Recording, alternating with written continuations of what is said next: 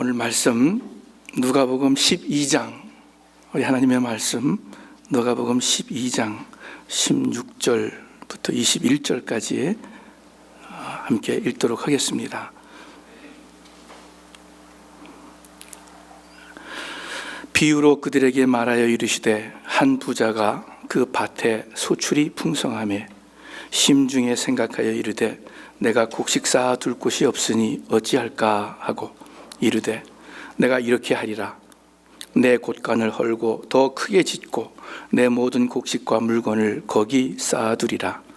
또 내가 내 영혼에게 이르되 영혼아 여러 해 쓸 물건을 많이 쌓아두었으니 평안히 쉬고 먹고 마시고 즐거워하자 하리라 하되 하나님은 이르시되 어리석은 자여 오늘 밤에 내 영혼을 도로 찾으리니 그러면 내 준비한 것이 누구의 것이 되겠느냐 하셨으니 자기를 위하여 재물을 쌓아두고 하나님께 대하여 부여하지 못한 자가 이와 같으니라. 아멘. 예수님께서 이 비유를 말씀하신 그 배경이 있습니다.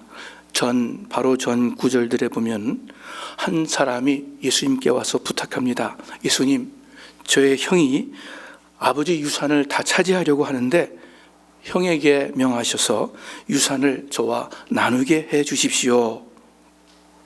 이런 부탁을 맞지 않는 부탁이죠. 예수님께 부탁을 하니까 예수님께서 나는 너의 재판관도 아니고 변호사도 세무사도 아니다 하시면서 대답을 하시는데 누가복음 12장 15절 바로 전에 있는 구절입니다. 그들에게 이르시되 삼가 모든 탐심을 물리치라. 사람의 생명이 그 소유에 넉넉한 데 있지 아니하니라. 여기서 줄친 삼가는 아주 강한 단어입니다. 다시 말하면 주의해라. 경각심을 가지고 모든 종류의 탐심과 욕심을 물리치라 라는 뜻입니다. 왜냐하면 사람의 생명이 그 소유의 넉넉함에 있지 않다. 즉 우리의 풍성한 생명, 풍성한 삶이 근본적으로 세상 물질, 세상 물건의 많고 적음에 달려있지 않다는 예수님의 말씀입니다. 그리고 이 점을 더 강조하시고 더 설명하시기 위해서 좀 전에 읽은 오늘 본문 비유를 드시는 것입니다. 오늘 설교 말씀의 제목이 어리석은 부자의 비유입니다. 이 비유에 나오는 사람을 부자를 향해서 어리석은 자여 하셨기 때문에 흔히들 어리석은 부자의 비유라고 말합니다. 그런데 여러분, 이 부자가 정말 어리석은 사람입니까? 아니에요. 적어도 우리 세상의 상식으로 보면은 전혀 그렇지 않습니다. 풍성한 수확을 거두게 되었습니다. 성경에 보면은 미래형으로 수확을 거둘 것을 예상합니다. 이 사람은 그냥 좋아만 하는 것이 아니라 그 상황을 사려 있게 분석합니다. 여기서 그 심중에 마음에 생각했다 할 때 그 생각하여는 그 단어의 의미가 하나하나 따져보며 깊이 생각한다는 그러한 뜻의 단어입니다. 토론하다, 분별하다 라는 의미도 있습니다. 이 부자는 앞으로 곡식을 저장하는데 문제가 생길 것을 예측했습니다. 그래서 어떻게 합니까?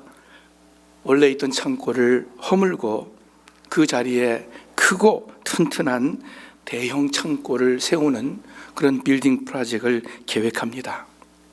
어리석은 부자예요? 아니죠. 세상적으로 보면은 오히려 미래를 내다보는 용이 주도한 사람, 똑똑한 사람입니다. 그러면 왜 하나님께서 그를 가리켜 어리석은 자여 말씀하셨습니까? 무엇이 어리석다는 것입니까? 오늘 그 이유를 살펴봅니다. 그리고 이 부자를 타산지석으로 삼아서 여러분과 저는 어리석은 사람이 되지 말아야 하겠습니다.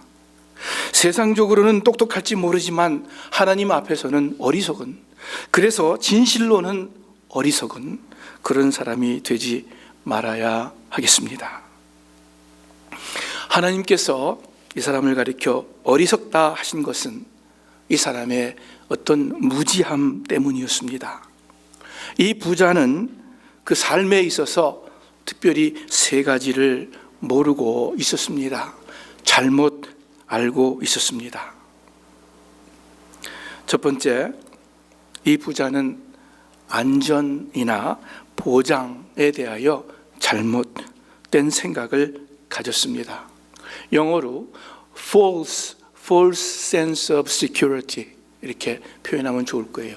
false sense of security, 잘못된 안전에 대한 생각.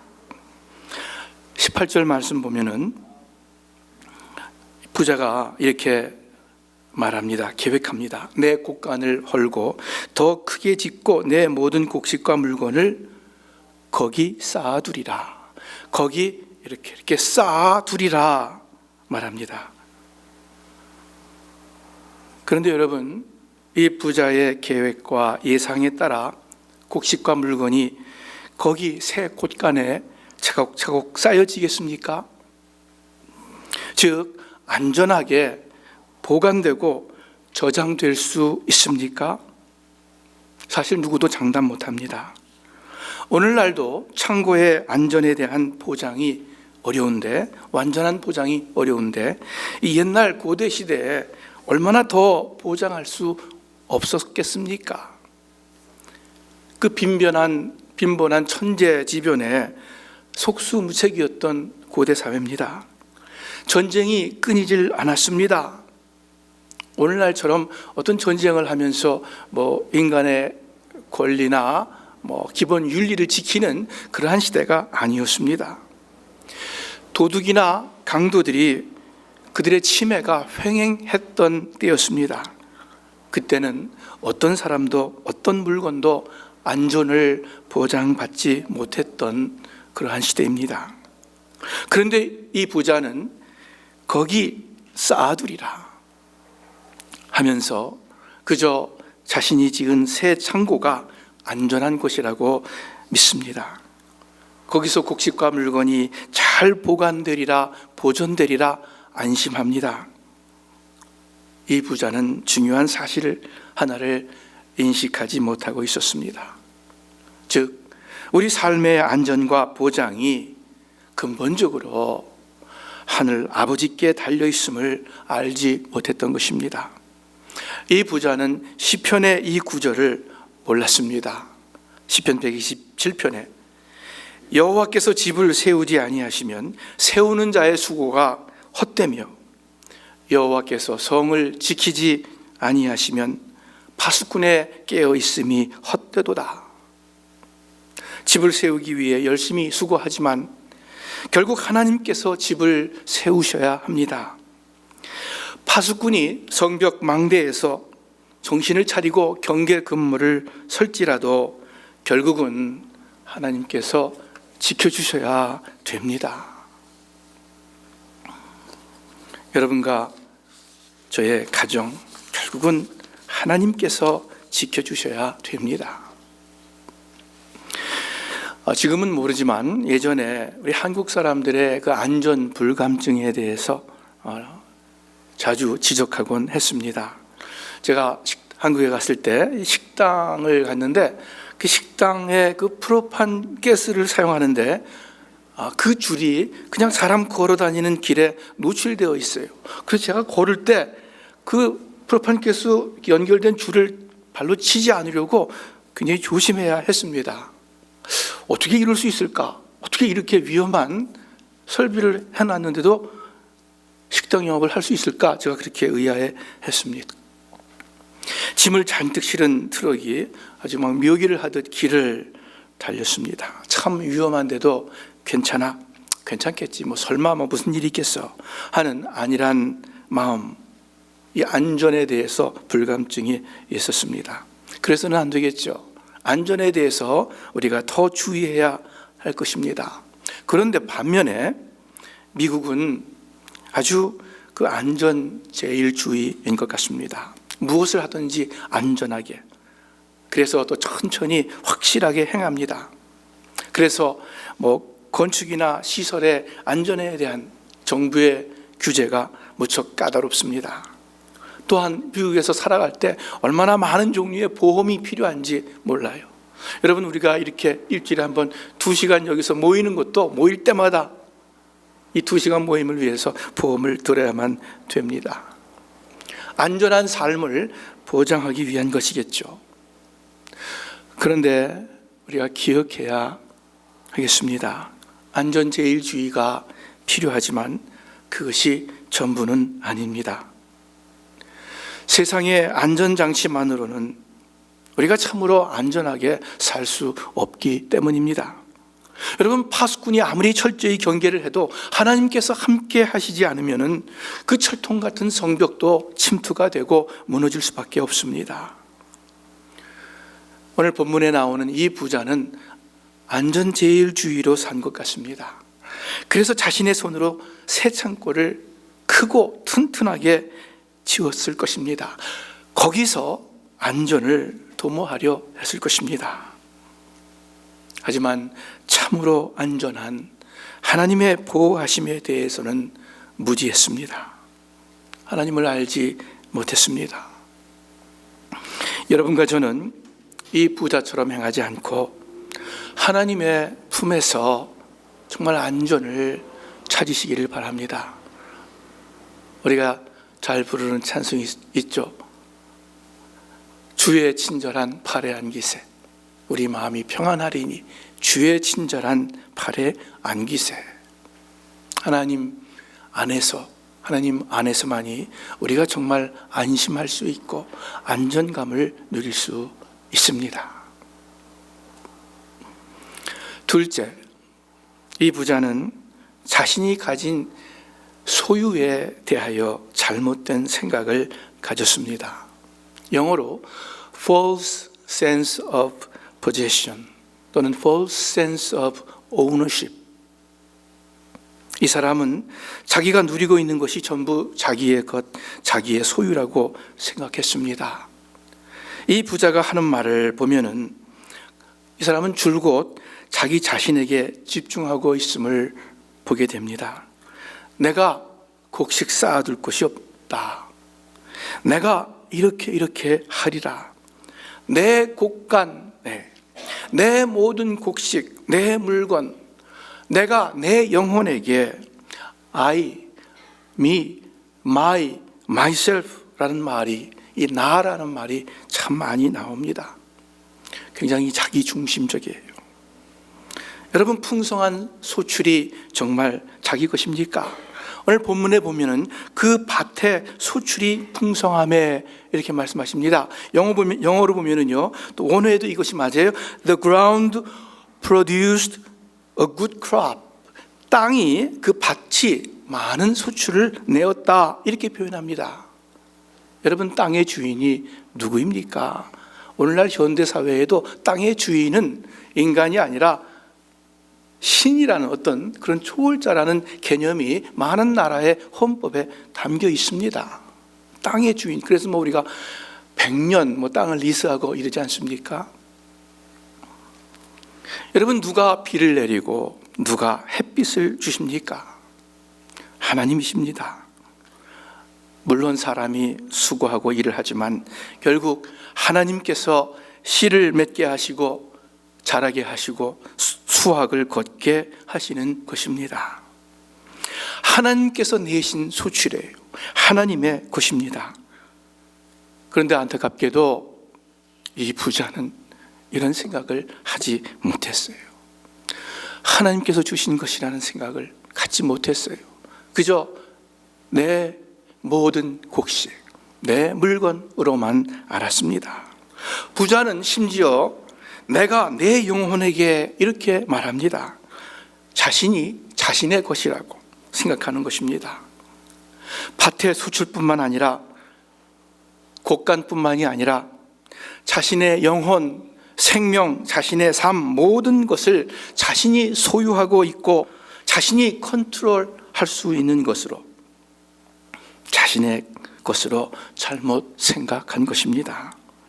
그래서 영혼아, 내 영혼아, 여러 해 쓸 물건을 많이 쌓아두었으니 여러 해 동안 사용할 물건을 많이 쌓아두었다 하면서 자신의 생명이 여러 해가 될 것처럼, 아주 오래 살 것처럼 자신 있게 생각하는 것입니다.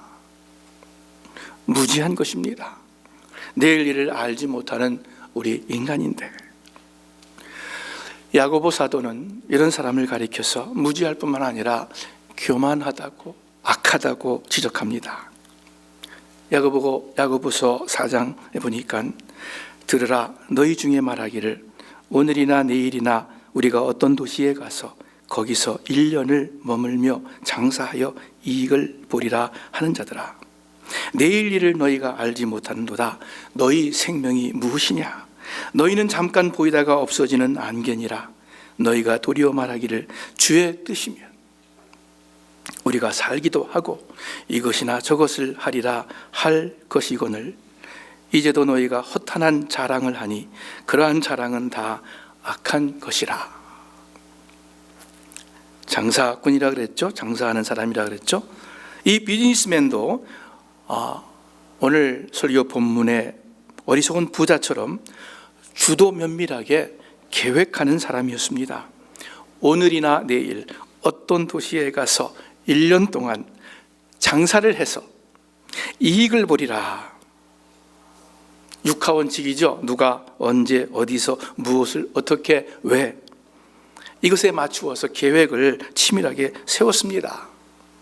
그런데 야고보 사도가 책망합니다. 왜 책망합니까? 내일 일을 너희가 알지 못하는도다. 너희 생명이 무엇이냐? 그 치밀하게 계획했지만 그 계획 안에 생명의 주관자 되시는, 삶의 주인 되시는, 모든 것을 이루시는 하나님이 빠져 있습니다.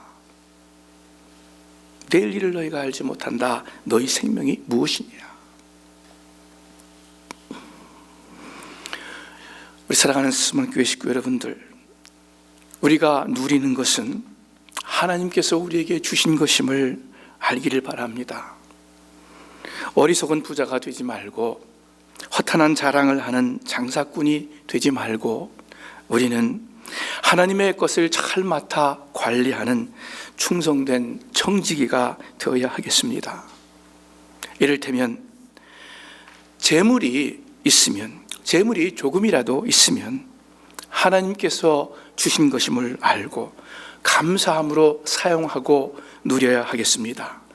그런데 무엇보다도 하나님의 것이기에 하나님께서 기뻐하시는 일, 즉 이웃을 사랑하는, 섬기는 일에 더 사용해야 하겠습니다. 재물뿐만이 아니라 우리의 생명이, 우리의 삶 전체가 주님의 것임을 알고 그렇게 남은 삶을 살아가는 여러분과 제가 되기를 바랍니다. 고린도전서 6장에 보면 이렇게 말씀합니다. 여러분은 자신의 몸이 자기의 것이 아니라는 사실을 알지 못합니까? 우리 각자에게 질문해 보죠. 여러분은 자신의 몸이 자기의 것이 아니라는 사실을 알지 못합니까? 하나님께서 값을 치르고, 예수 그리스도의 보혈의 값을 치르고 여러분을 사셨습니다. 그러므로 여러분의 몸으로 하나님께 영광을 돌리십시오. 우리의 몸으로 사는 삶의 목적은 하나님께 영광 돌리기 위한 것입니다.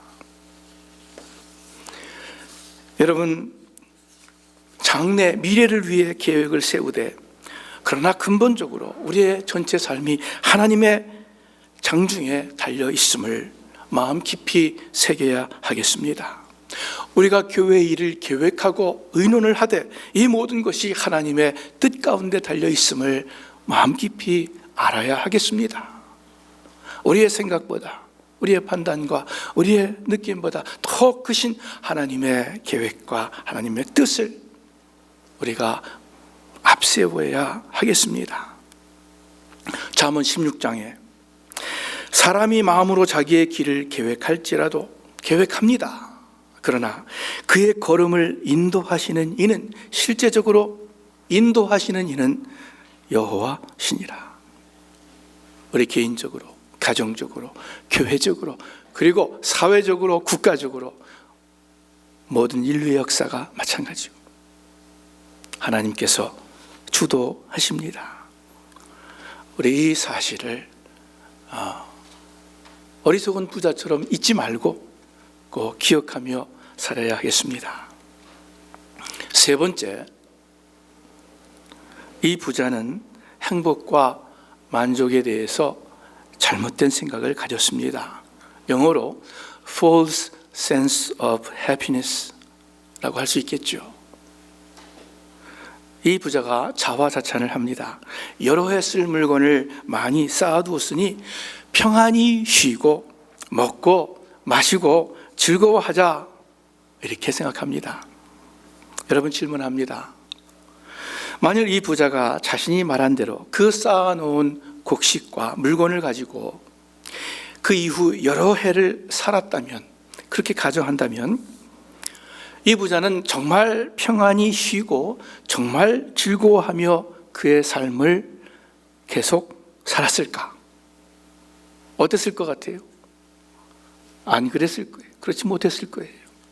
왜냐하면 전도서 5장의 말씀에 은을 사랑하는 자는 은으로 만족함이 없고 풍부를 사랑하는 자는 소득으로 만족함이 없나니 이것도 헛되도다.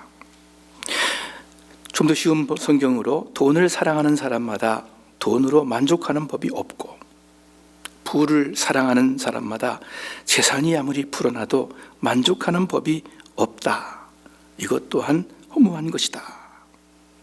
이 부자 처음에는 기분이 좋았을지 모르지만 나중에 여전히 만족감 못 느꼈을 거예요. 허무했을 거예요. 여러분, 바다에서 목이 마르다고 바닷물을 마시면 어떻습니까? 목이 더 마르는 거죠. 세상의 재물이 그렇지 않습니까? 가지면 더 가지고 싶고, 더 가지면 또 더 가지고 싶고, 늘 아쉽고 늘 목마른, 그것이 세상의 재물, 세상의 물건 아닙니까? 세상의 즐거움 아닙니까? 예수님께서 오늘 처음 설교 가운데 나왔죠. 예수님께서 말씀하셨어요. 사람의 생명이, 즉 다시 말해 사람의 풍성한 생명이, 사람의 참 기쁨과 만족이 그 소유에 넉넉한데 있지 아니하니라. 그러면 참 생명, 참 기쁨과 행복은 어디에 있습니까?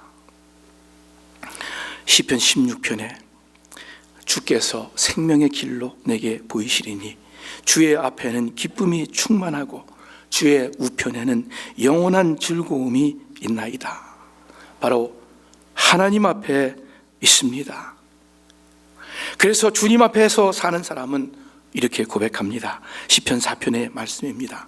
주께서 내 마음에 두신 기쁨은 저희의 곡식과 새 포도주에 풍성할 때보다 더하니이다. 기쁨과 행복은 하나님께서 우리 마음에 주시는 것입니다. 두시는 것입니다. 그리고 그 기쁨은 세상의 곡식과 포도주가 비교할 바가 못 됩니다. 그런데 이 부자는 이 하나님께서 주시는 기쁨과 행복을 몰랐습니다. 그저 물건을 많이 쌓아두었으니 그러니 평안히 쉬고 먹고 마시고 즐기자, 이렇게 헛되게 생각한 것입니다. 이런 부자의 잘못된 생각을 깨우쳐 주시기 위해서 주님께서는 그 포인트가 되는 한 가지 사실만을 지적합니다. 어리석은 자여, 오늘 밤에 내 영혼을 도로 찾으리니 그러면 내 준비한 것이 누구의 것이 되겠느냐? 자기의 것이라고 생각했던 그 모든 곡식과 물건이 자기의 것이 아니죠. 새 창고를 짓고 곡식을 거기 쌓아두리라. 그리고 여러 해 동안 즐기리라. 부자는 이렇게 자신의 안전과 보장에 대해서 잘못 생각했고, 그 생명의 주인에 대해서 무지했고, 기쁨과 만족의 참 비결이 무엇인지 몰랐습니다. 이렇게 잘못 생각하게 된 근본 이유가 무엇입니까? 결국 자신의 생명이, 자신의 삶이 하나님 손에 달려있음을 철저히 인식하지 못했기 때문입니다. 그의 마음에 하나님이 없었기 때문입니다. 그의 눈에 하나님이 잘 보이지 않았기 때문입니다. 그래서 이를 향해서 어리석은 자여 오늘 밤에 내 영혼을 도로 찾으리니, 그러면 내 수고와 내 생각과 내 자랑이 어떻게 되겠느냐 말씀하십니다. 여러분은 이 어리석은 부자와 같다고 생각하십니까? 아니면 틀리다고 생각하십니까? 똑같지는 않겠죠. 그러나 우리 모두, 저를 포함해서 우리 모두 이 어리석은 부자의 생각이, 그러한 오해가 우리 속에 남아 있습니다. 우리 육신 속에 새겨져 있습니다. 어떤 사람도 마찬가지예요. 그래서 항상 우리 예수님의 이 말씀을 생각해야 하겠습니다. 내가 세상 재물에, 세상 물건에 안심을 하고 있지는 않는가? 내가 가지고 누리고 있는 것이 내 것이라고 착각하고 있지는 않는가? 세상 재물 때문에 내 마음이 기쁠 거라고 무의식간에 생각하고 있지는 않는가? 주님께서 결론적으로 말씀하십니다. 자기를 위하여 재물을 쌓아두고 하나님께 대하여 부여하지 못한 자가 이와 같으니라. 자기를 위하여, 즉 자신의 만족과 일락을 위해서 이기적인 목적으로 재물을 쌓는 것이 이 땅에 보화를 쌓는 것이고, 자기 자신에게만 부여한 것이고 하나님에 대하여 부여치 못한 것이라고 말씀합니다. 하나님께 대하여 부여한 자는 어떤 사람입니까? 다른 말로 하늘의 보화를 쌓는 자인데 어떤 사람입니까? 누가복음 12장에 보니까 너희 소유를 팔아 자손을 베풀라. 너희는 자신을 위해 닳지 않는 지갑을 만들어 없어지지 않는 재물을 하늘에 쌓아두라. 너희 재물을 하늘에 쌓아두라. 그곳에는 도둑이 들거나 좀 먹는 일이 없을 것이다. 너희 재물이 있는 곳에 마음도 가는 법이다. 자신의 소유를 팔아서 자손을 베푸는 것, 어려운 이웃을 돕는 것, 즉 이웃을 사랑하는 것, 그것이 하늘의 보화를 쌓는 것이라고 합니다. 그것이 하나님께 대하여 부여한 사람의 삶이라고 말씀합니다. 우리 사랑하는 스스만교회 식구 여러분들, 우리 예수님의 말씀을 마음 가운데 늘 기억하시기를 바랍니다. 그래서 하나님께 대하여 부여한 우리 모두가 되기를 바랍니다. 이 땅에 쌓을 때에는 좀과 동력이 슬고 도적이 들어와서 취해간다 했습니다.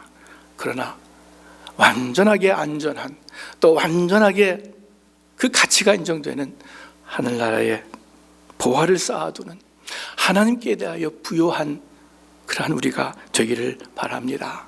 즉 내 육신의 만족만을 생각하지 않고 하나님 사랑하고 이웃을 사랑하고 하나님 섬기고 이웃을 섬기는 그러한 우리가 되기를 바랍니다. 시편 14편에 보면은 어리석은 자는 그 마음에 하나님이 없다 하도다 말씀합니다.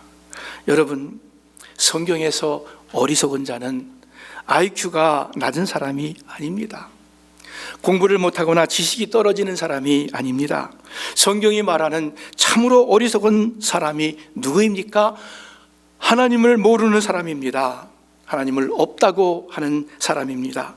하나님을 없다고 입으로 말하지는 않을지라도 실제 삶에서 별로 하나님을 의식하지 않는 사람입니다. 실제 삶에서 그 행실로 하나님을 부인하는 사람, 이 부자와 같은 사람이 어리석은 사람입니다. 여러분과 저는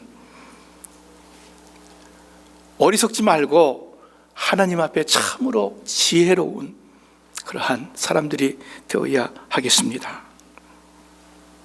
여러분 열심히 일하며 수고하십니까? 또는 돈을 모으십니까? 노후 대책을 준비합니까? 해야죠. 은퇴연금도 붙고 노후 대책도 해야 되죠. 그러나 내 육신의 안일과 만족만을 생각하면서 일하고 돈을 모은다면 그것은 이 어리석은 부자와 같은 사람입니다. 내가 사는 날까지 하나님 사랑하고 실제로 섬기고 하나님 말씀대로 이웃을 사랑하고 실제로 섬기고 하는 그 하나님의 거룩하신 목적에 따라서 내가 열심히 일하고 또 내가 노후를 준비하고 그렇게 행하시는 여러분과 제가 되기를 우리 주님의 이름으로 축원합니다. 기도하겠습니다.